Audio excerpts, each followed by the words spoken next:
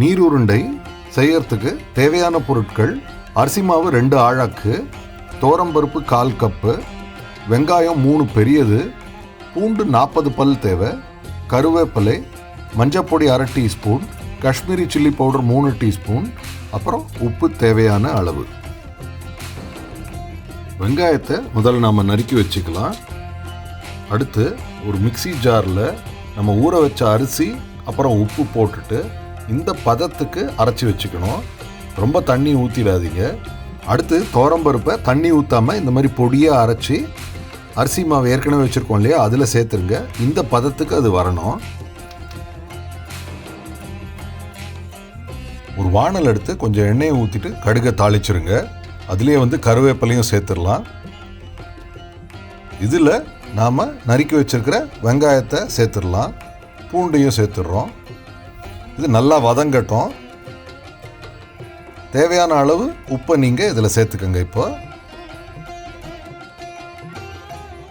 வெங்காயம் இப்போ நல்லா வதங்கினதுக்கப்புறம் இதில் மஞ்சப்பொடி, காஷ்மீரி மிளகா பொடி சேர்த்துடலாம்.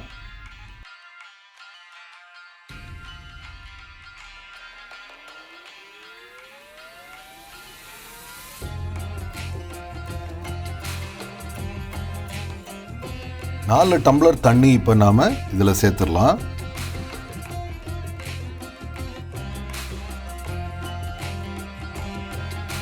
ஏற்கனவே நாம் பிசைஞ்சு வச்சுருக்க அரிசி மாவை இந்த மாதிரி கிள்ளி சின்ன சின்னதாக அந்த வானலில் போடுங்க.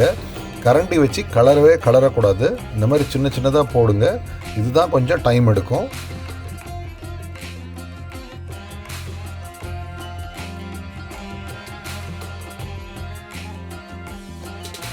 நீர் உருண்டை பண்ணச்சு மிதமான தீயில தான் நீங்கள் அதை பண்ணணும். ஹை வச்சிடவே கூடாது.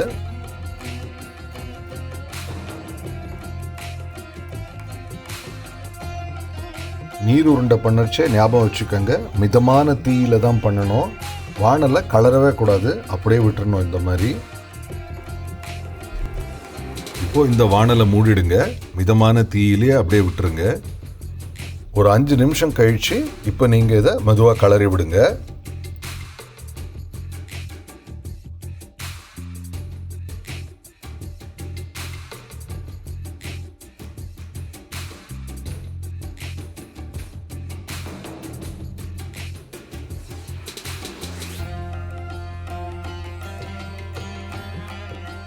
கலரிட்டு திரும்ப இந்த வானலை மூடிடலாம்.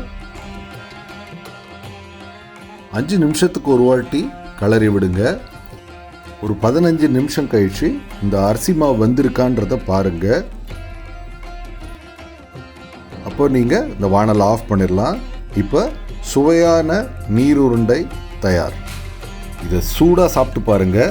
சைட் டிஷ் எதுவும் தொட்டுக்க தேவையில்லை. சுவையாக இருக்கும். உங்களுக்கு இந்த வீடியோ பிடிச்சிருந்ததுன்னா மறக்காமல் என்னோட சேனலுக்கு சப்ஸ்கிரைப் பண்ணுங்கள். நன்றி, வணக்கம்.